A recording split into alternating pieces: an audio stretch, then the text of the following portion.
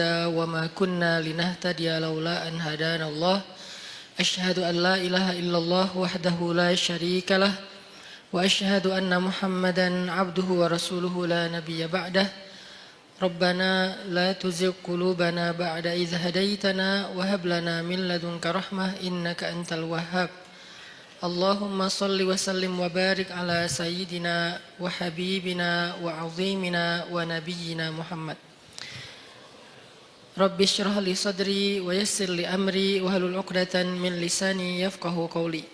Teman-teman sekalian, alhamdulillah kita panjatkan kepada Allah Subhanahu wa taala untuk nikmat yang Allah berikan kepada kita, kepada bangsa Indonesia, dan mudah-mudahan kita juga sebagaimana diberikan nikmat, tapi juga Allah memberikan kita kemampuan untuk bisa mensyukuri nikmat Allah. Karena nikmat yang tidak disyukuri itu akan berujung dengan malapetaka dan penyesalan. Sebaliknya, ujian yang disabari itu akan berujung dengan kenikmatan. Jadi enggak hanya bisa kita merasa gembira dan merasa nyaman dengan nikmat yang Allah kasih. Karena nikmat yang Allah kasih kepada kita, kalau tidak diiringi dengan rasa syukur, dengan ekspresi syukur yang tepat, justru nikmat itu akan sedikit demi sedikit membawa kita kepada kehancuran. Dan ketika waktu kehancuran itu Allah tetapkan, maka kita hanya bisa menyesal dan menjadi orang yang rugi. Baik itu secara personal maupun secara sebuah bangsa. Kalau bangsa ini diberikan nikmat kemerdekaan, bangsa ini diberikan nikmat untuk bisa keluar dari banyak masalah, banyak tekanan, banyak peristiwa-peristiwa besar termasuk pada tanggal 30 September dan seterusnya. Lalu kita tidak mampu mensyukurinya dengan ekspresi syukur yang benar, maka justru nikmat-nikmat yang sudah banyak Allah berikan kepada bangsa ini akan diganti menjadi kebinasaan dan malapetaka. Na'udzubillahi min dzalik. Itu pernah dialami oleh orang-orang sebelum kita. Jadi ini bukan sekedar wacana, bukan sekedar nakut-nakuti, bukan sekedar persepsi subjektif. Tapi ini udah dialami oleh orang-orang sebelum kita. Makanya Al-Quran sendiri yang maha benar selalu mengangkat sejarah sebagai contoh. Padahal Allah cukup mengatakan jangan kayak gitu. Artinya apa yang Allah larang itu udah pasti rugi. Tapi kenapa Allah habis bilang jangan kayak gitu, Allah bilang seperti orang-orang sebelum kalian yang pernah begini lalu mereka merugi. Karena Allah ingin kita belajar dari sejarah. Dulu ada satu negeri yang sangat subur di Yaman. Negeri itu sampai diistilahkan dengan baldatun thayyibatun. Baldatun yang negeri yang thayyibah, yang semua yang tumbuh itu adalah baik. Enggak ada yang enggak baik. Tapi tiba-tiba berubah menjadi sebuah negeri yang berwarna hitam. Karena Allah hanguskan negeri itu dengan kebakaran yang luar biasa. Tapi kalau kita baca sejarah, itu bukan kebakaran karena human error. Allahu alam. Tapi ini adalah salah satu bentuk kemarahan Allah kepada mereka. Ini artinya kita belajar untuk berekspresi tentang mensyukuri nikmat Allah Subhanahu wa taala, baik kita secara pribadi maupun kita secara bangsa, supaya Allah Subhanahu wa taala mendawamkan nikmat itu untuk bangsa Indonesia. Teman-teman yang dirahmati Allah, malam ini kita akan lanjutkan pembahasan atau obrolan kita pada pertemuan sebelumnya, yang waktu itu saya sempat bahas dengan tema diam. Kebenaran setelah pembahasan dengan tema diam ini, ada beberapa pertanyaan yang saya lihat di sosial media, terutama di komen postingan-postingan saya, yang menurut saya belum tuntas pemahamannya. Sehingga muncullah komen-komen yang ada yang sifatnya bertanya, ada yang sifatnya menyimpulkan. Kalau yang sifatnya bertanya, buat saya itu sangat fair. Karena namanya orang gak paham, maka dia bertanya. Tapi kalau yang sifatnya menyimpulkan lalu keliru, buat saya harus diluruskan. Nah, dari pembahasan diam atau pembahasan sabar atau pembahasan mengalah atau pembahasan jangan membalas keburukan dengan keburukan dan seterusnya, Saya melihat kadang-kadang sebagian dari kita memahaminya tidak utuh, memahaminya tidak kondisional, tetapi mengeneralisir pemahaman itu dalam kasus apapun. Dan ini tidak berlaku dalam Islam. Karena dalam Islam itu selalu ada yang namanya dawabit, detail. Detail masalah. Masalahnya apa dulu? Sehingga nggak boleh seseorang itu mengeneralisir sebuah jawaban kalau ternyata memang kasusnya berbeda. Kecuali hikmah ya. Kalau hikmah boleh. Hikmah yang sama untuk kasus yang banyak. Contoh hikmah keutamaan istighfar. Ada yang datang bilang, saya belum dikaruniai anak. Apa ya yang harus saya lakukan? Banyak istighfar. Datang lagi, saya belum dapat pekerjaan. Apa yang harus saya lakukan? Banyak istighfar. Saya ribut dengan pasangan. Apa yang harus saya lakukan? Banyak istighfar. Kebun saya kering. Apa yang harus saya lakukan? Banyak istighfar. Dan seterusnya, itu hikmah. Kalau hikmah itu kayak mutiara. Dia punya banyak sisi dan semuanya bercahaya. Tapi kalau jawaban yang sifatnya adalah hukum dan seterusnya, fikih, ini nggak bisa mengeneralisir semua masalah dengan satu fatwa. Kadang-kadang dalam satu hal dia boleh, tapi dalam kondisi yang lain dia menjadi tidak boleh atau sebaliknya.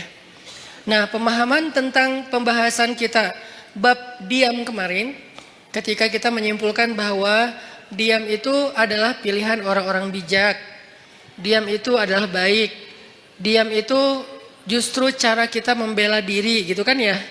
Diam cara paling baik untuk membela diri, bukan membela agama. Itu dua kalimat yang berbeda. Diam cara paling baik untuk membela diri, bukan membela agama. Kalau membela agama atau ada kemungkaran kita diam, itu kalau bahasa ulama dia adalah syaitan dalam wujud manusia. Nauzubillah min dzalik. Gak boleh diam. Cuman kita juga perlu belajar kalau gak boleh diam terus kita ngapain. Karena ada orang bilang kita gak boleh diam, tapi dia juga gak ngerti ngapain setelahnya, nyikapinnya gimana, ngeresponnya gimana, ekspresinya gimana. Nah, ini semuanya adalah pembahasan yang tidak satu kali pertemuan. Kita harus membahasnya secara berturut, kemudian kita mencoba memahaminya dari semua kondisi. Kemarin kita membahas masalah bahwa diam itu adalah cara untuk membela diri yang paling baik. Nanti fadilahnya akan ditolong oleh Allah, dinaungi malaikat, didoain malaikat. Itu hanya berlaku kalau yang dicela, difitnah, dibully, dihina, apalagi dicaci, di hate speech adalah personal pribadi kita. Berlaku kalau yang dihina itu adalah pribadi kita. Walaupun tetap kemarin saya tegaskan pilihan sikap bukan hanya diam. Kita boleh bersikap dengan merespon. Seperti yang saya cerita ada Rachel dia merespon. Tapi dengan cara agak easy going, santai gitu. Nggak terlalu emosional. Itu juga boleh. Atau kita mengambil sikap menjelaskan. Tabayun bahasa yang sering kita dengar. Itu juga boleh. Atau kita mengambil sikap marah. Atau ada orang ya, jangan kita lah ya. Kalau dalam kasus ini ada orang mengambil sikap marah. Dia tersinggung. Kita harus memaklumi karena dia manusia biasa selama marah dan tersinggungnya tidak berlebihan. Jadi ini banyak pilihan sikap. Tapi di antara semua pilihan sikap itu ternyata pilihan diam menjadi salah satu yang terbaik. Salah satu yang terbaik. Bukan satu-satunya. Sehingga nanti kalau ada ustadz lain atau ada anggapan lain mengatakan ini pilihan yang terbaik ketika kita lagi disakiti secara pribadi, itu juga mungkin salah satunya. Saya nggak mau mengatakan, mengklaim satu-satunya yang terbaik itu adalah yang saya katakan. Enggak, salah satunya. Ternyata diam adalah salah satu pilihan sikap paling baik dan paling insya Allah luar biasa hasilnya kalau kita sedang mengalami kezoliman terhadap diri kita secara pribadi. Tapi terhadap orang yang dalam tanggungan kita, keluarga kita, orang tua kita, pasangan kita, anak kita, saudara kita, bahkan saudara seiman kita, itu beda lagi. Karena kalau misalnya ada saudara seiman kita disakiti, kita diam, berharap terus nanti malaikat akan mendoakan kita, ini kayaknya ini agak klise ya. Enggak seperti itu pemahamannya. Kalau saudara seiman kita dizolimi, disakiti, maka berlakulah hadis Nabi, tolonglah saudaramu yang zalim atau yang terzolimi. Yang zalim atau yang terzolimi. Para sahabat bertanya, ya Rasulullah, menolong saudara kami yang terzolimi, kami mengerti, maklum, itu sesuatu yang semua orang insya Allah memaklumi. Maklum itu bahasa Arab, maklum.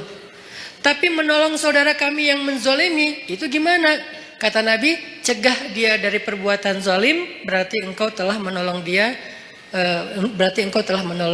Ini artinya menolong saudara kita yang dalam keadaan terzolimi, teraniaya, difitnah, disakiti, kita boleh menolongnya, kita boleh merespon, kita boleh membela, tapi dengan cara-cara yang juga harus ada di dalam etika moralnya seorang yang beriman. Tapi kalau diri kita, maka contoh-contoh yang saya angkat kemarin rata-rata lebih ke sikap dia kalau dia pribadi yang disakiti. Ada siapa kemarin? Maryam. Ada Aisyah nanti di surat An-Nur. Ketika Aisyah dituduh selingkuh dengan Sofwan, Aisyah diam. Maryam dituduh berzina, nggak punya suami tapi punya anak, Maryam diam. Nah ini artinya yang dituduh, yang disakiti itu adalah personal orangnya, sehingga sikap orang itu adalah diam setelah dia mencoba untuk tabayun sewajarnya. Sekali, dua kali, setelah itu tidak dilanjutkan karena sudah dijelaskan, sehingga tidak berlanjut dengan perdebatan. Itu adalah tutorial diam dalam kondisi ketika kita sedang disakiti. Lalu bagaimana kalau misalnya yang dibully, yang difitnah, yang dicela, yang dihina itu adalah agama, bukan pribadi kita, tapi agama. Contoh yang bagian dari agama udah nggak bisa dipisahin itu pertama adalah masalah Allah sebagai Rabb, sembahan, pencipta, pemilik, pemelihara, harapan kita, tempat kita bergantung, pokoknya dengan segala keluasan makna Rabb. Kalaupun nggak utuh, agar mudah dipahami kita menyebutnya Tuhan. Walaupun itu bukan kalimat yang bisa menjelaskan secara utuh dari makna Rabb.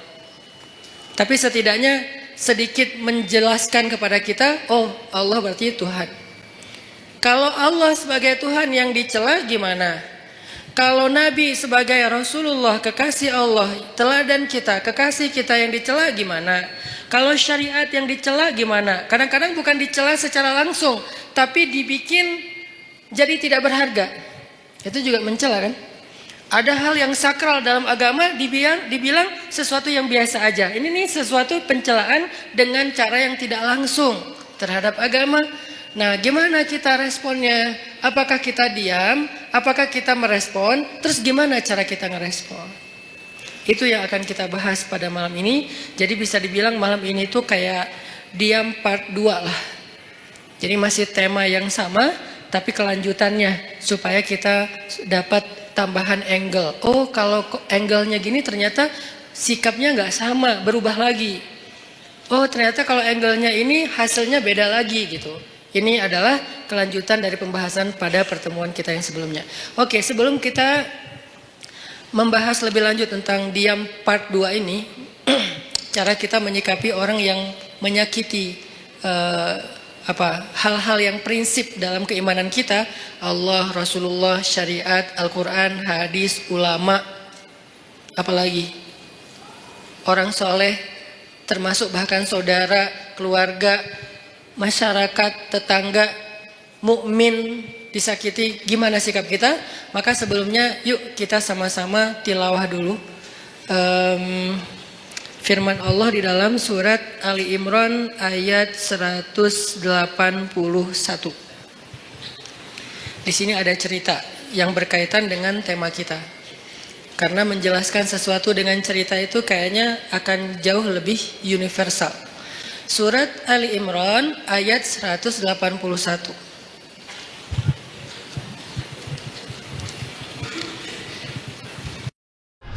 Vina, are there any job with flexible working hours? I want to quit my 9 to 5 job. Oh,